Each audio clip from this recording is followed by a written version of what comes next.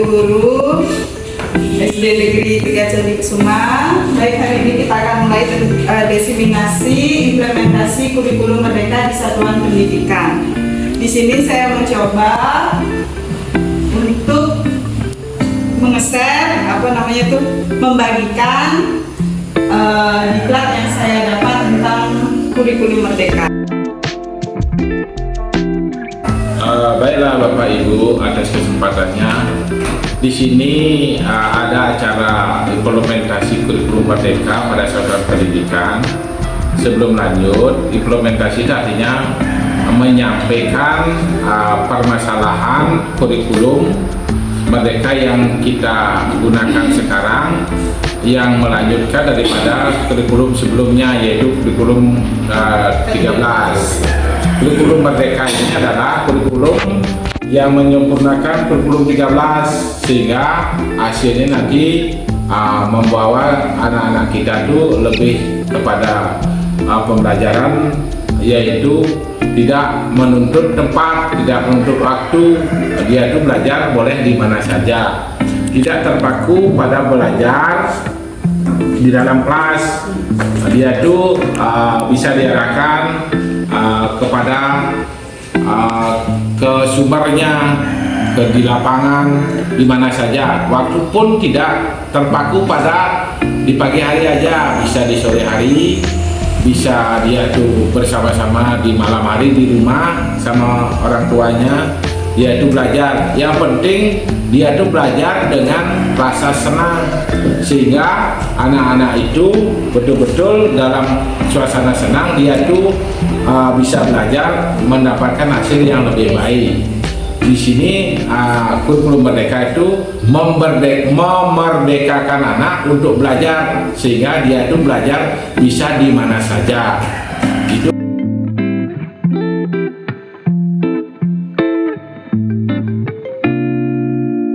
peserta memahami tentang yang pertama, elemen dan komponen CP yang dibutuhkan untuk menyusun TP. Bapak Ibu di sini tahu apa itu CP? rencana. CP CP itu capaian pembelajaran yang dibutuhkan untuk menyusun TP. TP itu tujuan pembelajaran. Nah, yang kedua, peserta dapat menentukan dan merancang TP dengan merujuk pada capaian pembelajaran. Terus, peserta dapat merancang TP dengan memperhatikan kesiapan sekolah dan kemampuan siswa. Lanjut, ATP. Bapak Ibu tahu itu ATP? Alur tujuan pembelajaran. Ya, ATP bukan hanya kumpulan TP, tetapi juga alur perjalanan pembelajaran siswa untuk mencapai CP. TP dan ATP adalah elemen yang dapat membantu siswa mencapai kompetensi yang diharapkan pada CP. Nah, di sini peserta akan memiliki pengalaman tentang yang pertama, membuat TP berdasarkan CP. Yang kedua, menyusun ATP berdasarkan TP. Dan yang ketiga, menganalisis ATP berdasarkan karakteristik sekolah. Di sini yang pertama kita akan membahas tentang membuat TP berdasarkan CP.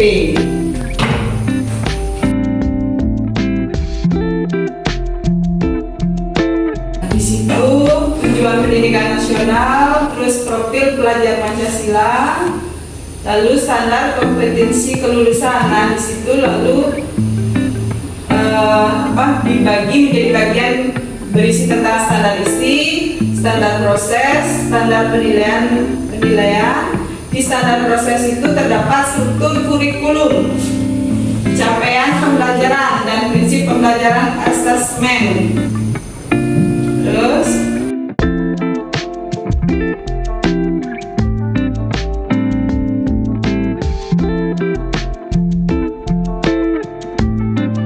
menentukan tujuan pembelajaran itu penting. Mungkin Bapak Ibu ada yang bisa memberikan pendapatnya, mengapa tujuan pembelajaran itu penting? Mungkin Pak Resa bisa berbagi. Baik, terima kasih. Jadi kenapa tujuan pembelajaran itu penting? Karena dari tujuan pembelajaran itu kita tahu kegiatan apa yang akan kita laksanakan hari ini. Jadi tujuan pembelajaran itu harus diketahui bersama, baik anak didik maupun guru sebagai pengajar, biar tidak keluar dari konteks. Jadi kontennya itu nantinya akan tersampaikan secara utuh ketika saat pembelajaran berlangsung. Demikian bisa Baik, terima kasih. Nah, berarti kita menentukan tujuan pembelajaran sebelum memulai pembelajaran itu sangat pentingnya supaya kita mengetahui apa materi yang akan kita bahas pada saat ini. Saya ambil mata pelajaran bahasa Indonesia, yaitu fase C. Saya ambil fase C karena kelas tinggi kan fase C. Kalau kelas bawah fase A yang pada saya. Iya, fase A ya, beliau bisa. Nah, di sini kalimat JP-nya itu saya ambil menyimak. Nah, peserta didik mampu menganalisis informasi berupa fakta, prosedur dengan mengidentifikasi ciri objek dan urutan proses kejadian dan nilai-nilai dari berbagai jenis teks,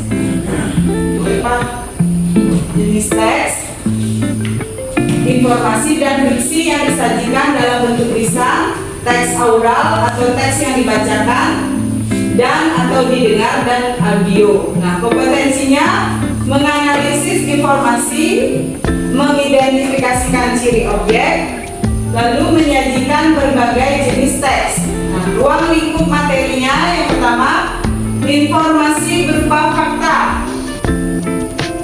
prosedur. Yang kedua, ciri objek dan urutan proses kejadian. Nah, yang ketiga, teks informatif dan diksi. Nah, dari kalimat CP, kompetensi dan ruang lingkup materi, saya mendapatkan tujuan pembelajaran. Ada 9 tujuan pembelajaran yang saya dapatkan. Yang pertama, peserta didik mampu menganalisis informasi berupa fakta. Yang kedua, peserta didik mampu menganalisis informasi berupa prosedur. Yang ketiga, peserta didik mengidentifikasikan ciri objek teks informatif. Yang keempat, peserta didik mengidentifikasikan ciri objek teks fiksi. Yang kelima, peserta didik mengidentifikasikan urutan proses kejadian teks informatif. Yang keenam, peserta didik mengidentifikasikan urutan proses kejadian teks fiksi. Yang ketujuh, peserta didik menyajikan berbagai jenis teks informatif dalam bentuk lisan.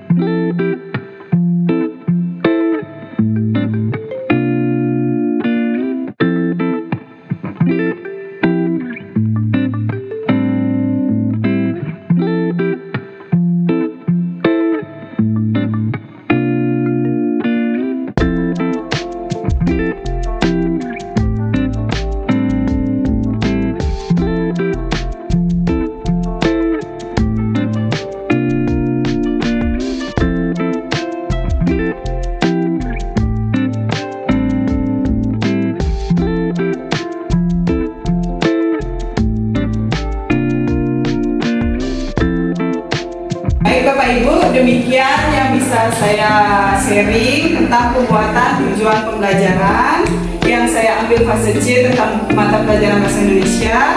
Nah, mungkin yang kelas 1 dan kelas 2 bisa memakai fase A, 3 dan 4 memakai fase B, dan kelas 5 dan 6 memakai fase C.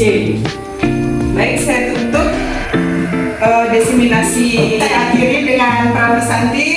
Om Santi, Santi, Santi. Om salam sejahtera untuk kita semua. Selamat siang.